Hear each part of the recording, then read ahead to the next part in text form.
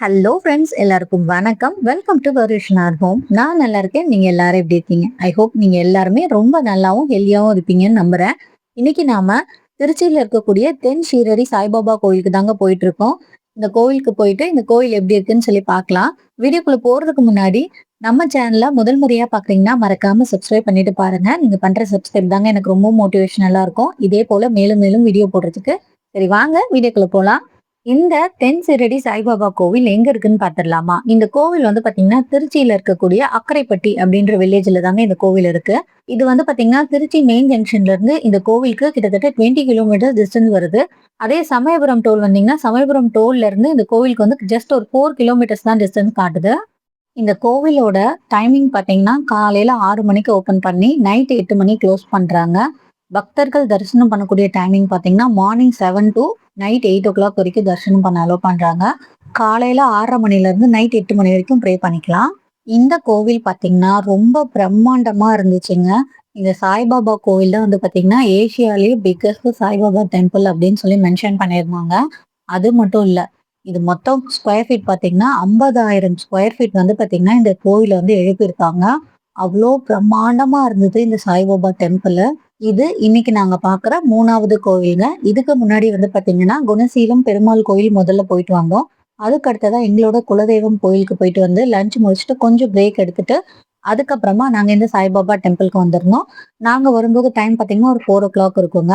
கோவிலுக்குள்ள போறதுக்கு முன்னாடி வந்து பாத்தீங்கன்னா ரொம்ப வெயிலா இருக்குன்னு சொல்லிட்டு இந்த கடையில வந்து கரும்பு ஜூஸ் வித்துட்டு இருந்தாங்க. அதை குடிச்சிட்டு அப்படியே உள்ள போய் பார்த்துட்டு இருந்தோம். சாய்பாபாவோட ஸ்டாச்சுஸ்லாம் இங்க வித்துட்டு இருக்காங்க. இது அப்படியே அந்த டெம்பிளுக்கு ஆப்போசிட்ல வெளியே இருக்க கடைகள் இதெல்லாம்.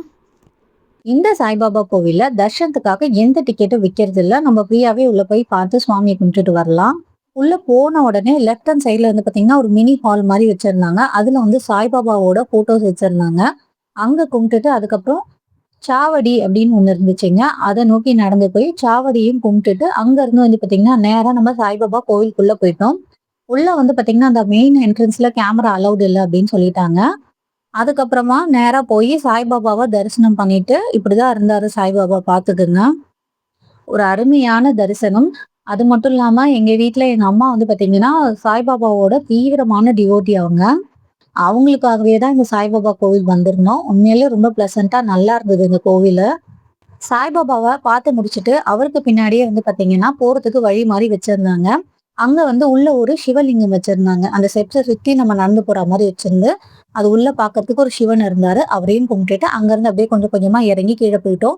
இந்த மேல இருக்கிற சாய்பாபா ஹாலுக்கு அப்படியே கீழே வந்து பாத்தீங்கன்னா ஒரு டிவோஷனல் ஹால்னு ஒண்ணு வச்சிருந்தாங்க. அவ்வளோ பெருசுங்க அந்த ஹாலு. இப்ப நீங்க பாக்குறதுதான் வந்து பாத்தீங்கன்னா அந்த ஹாலு. இந்த ஹாலுக்கு பின்னாடிதான் வந்து பாத்தீங்கன்னா அந்த சிவனோட சன்னதியும் இருக்குங்க. இங்க இருந்து அப்படியே போய் நாங்க கிட்ட போயிட்டு பார்த்துட்டு அதுக்கப்புறமா வந்து பாத்தீங்கன்னா வெளியே வந்துட்டோம் நாங்க. இதுதான் வந்து உள்ள போறதுக்கு ஒரு வழி, வெளியே வர்றதுக்கு ஒரு வழி. வந்ததுக்கு அப்புறம் பாத்தீங்கன்னா இங்க இருந்து மெயின் என்ட்ரன்ஸ் பாத்தீங்கன்னா தெரியும் உங்களுக்கு. நல்ல பெருசா பிரம்மாண்டமா இருக்குங்க. இந்த கோவில் ஏசியாலே மிகப்பெரிய சாய்பாபா கோயில்னு ஆச்சரியமா தான் இருந்தது எனக்கு. இந்த கோவில் முழுக்க அங்கங்க மரம், செடி, கொடின்னு சொல்லி அவ்வளோ அழகா வச்சு மெயின்டைன் பண்ணிட்டு இருந்தாங்க. அங்க இருந்து பார்த்தாச்சு. நம்ம அடுத்ததா அப்படியே மேல படிக்கட்டுகள் ஏறி மேல போவோங்க. மேல போன உடனே இங்க ஒரு ஆஞ்சநேயர் சன்னதி வச்சிருந்தாங்க. இங்க ஃபுல் பில்டிங்லயும் எல்லா இடத்துலயுமே குட்டி குட்டியா சின்ன சின்னதா அழகழகா வந்து பாத்தீங்கன்னா அந்த சன்னதிகள் இருந்துச்சுங்க. பாக்குறதுக்கு ரொம்பவும் நல்லா இருந்துச்சு இதெல்லாம். அங்க இருந்து அப்படியே பார்த்துட்டு கொஞ்சம் கொஞ்சமா நம்ம சுத்தி நடக்க ஆரம்பிச்சிட்டோம். அப்படியே நடக்க நடக்க வந்து பாத்தீங்கன்னா இங்க லெஃப்ட் ஹேண்ட் சைட்ல இங்க திடீர்னு சாய்பாபா தெரிஞ்சாரு. சரி, உங்களுக்கு காட்டலாமேன்னு சொல்லி நான் வீடியோ எடுத்திருந்தேன். அதுவும் வெளியே இருந்தாங்க எடுத்தேன். உள்ள இருந்து அலோவ் பண்ணல அவங்க. இது மூலியமா உங்களுக்கு சாய்பாபாவை காமிச்சதுல எனக்கு ரொம்ப சந்தோஷங்க. நீங்களும் வழிபட்டுக்குங்க அவரை. அதுக்கப்புறம் வந்து பாத்தீங்கன்னா தத்தாத்திரேயரை தரிசனம் பண்ணியிருந்தோம். ஈவன் கிருஷ்ணர்லாமும் இருந்தாரு. நான் எல்லாரையும் எடுக்கல வீடியோ. ஒரு சில சின்ன சின்ன சன்னதிகள் மட்டும்தாங்க எடுத்திருந்தேன் வீடியோ. அப்படியே எல்லா சன்னதியும் பார்த்துட்டு கம்ப்ளீட்டா ஒரு ரவுண்ட் அப்படியே உள்ளேயே மண்டபத்துக்குள்ளேயே நம்ம நடந்துட்டு வெளியே வந்துட்டோம் கோயிலை விட்டு. இங்க வந்து பாத்தீங்கன்னா ஐ லவ் சவுத் ஷீரடின்னு சொல்லி போட்டிருந்தாங்க. ரொம்ப அழகா இருந்தது இதை பார்க்கறதுக்கு. இந்த கோவில் பொறுத்தளவுக்கு முக்கியமா இவங்க இந்த சவுத் ஷீரடி கட்டினதுக்கான காரணம் என்னன்னு சொல்றாங்கன்னு பாத்தீங்கன்னா நிறைய பேரால ஷீரடி சாய்பாபாவை நேரா போய் தரிசனம் பண்ண முடியாது அப்படின்றதால அதற்கு ஒரு இன்னொரு சொல்யூஷன் மாதிரி தான் இந்த சவுத் ஷீரடி சாய்பாபா. நம்ம வந்து அங்க போக முடியலனாலும் இங்க வந்து இந்த சாய்பாபாவை மனசார வேண்டிட்டு போலாம். அதுக்காக தான் இந்த கோவிலே கட்டியிருக்காங்களாமா. இந்த கோவிலோட கோபுரத்த பார்த்தாலே உங்களுக்கு தெரியும். அப்படியே வந்து ஷீரடியில இருக்கிற மாரி தான் ரெப்ளிகா பண்ணியிருக்காங்க போல இருக்கு. இருங்க, அப்படியே அந்த கோபுரத்து கிட்ட காமிச்சு அப்படியே ஜூம் அவுட் பண்ணி காட்டுறேன். எவ்ளோ அழகா இருக்குன்னு பாருங்களேன் அந்த கோவிலு. இவ்ளோ பிரம்மாண்டமான சாய்பாபா கோவில்ங்க. அதுக்கப்புறம் அங்க இருந்து கொஞ்சம் வாக் பண்ணி வெளிய வந்ததுக்கப்புறம் பார்த்தீங்கன்னா, நவகிரகத்துக்கான சன்னதியும் இங்க வச்சிருக்காங்க.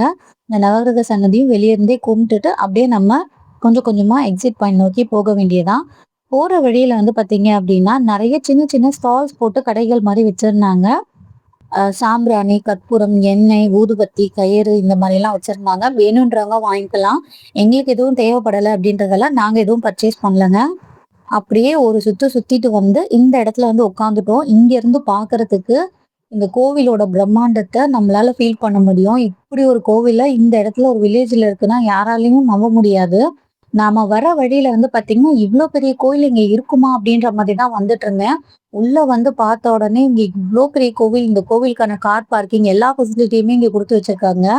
இந்த கோவில சுத்தி இருக்கிற மரங்கள் வந்து பார்த்தீங்கன்னா, இந்த கோவிலுக்கு இன்னொரு அழகுங்க அப்படின்னு தான் சொல்லணும். அவ்ளோ அழகா இருந்தது இந்த இடம். ரொம்ப மனசுக்கு நிம்மதியாவும், சாந்தமாவும் இருக்கும். யாருனாவது வந்து சாய்பாபாவோட தீவிர டிவோட்டீஸா இருந்தீங்கன்னா, கண்டிப்பா மிஸ் பண்ணாம இந்த கோவில் போய் பாருங்க. இங்க உட்கார்ந்து நீங்க மெடிடேட் பண்ணும்போது உங்க மனசு இன்னும் லைட்டாவும், ரொம்ப ஹாப்பியாவும் ஃபீல் பண்ணுவீங்க. ஓகே ஃப்ரெண்ட்ஸ், இந்த வீடியோ இதோட முடியுது. இந்த வீடியோ உங்களுக்கு பிடிச்சிருந்தா மறக்காம லைக் பண்ணுங்க. என்னோட சேனல நீங்க முதல் முறையா பார்க்குறீங்கன்னா, மறக்காம சப்ஸ்கிரைப் பண்ணி விட்டுருங்க. ஓகே ஃப்ரெண்ட்ஸ், இன்னொரு வீடியோல நான் வந்து உங்கள மீட் பண்றேன். Tata bye bye.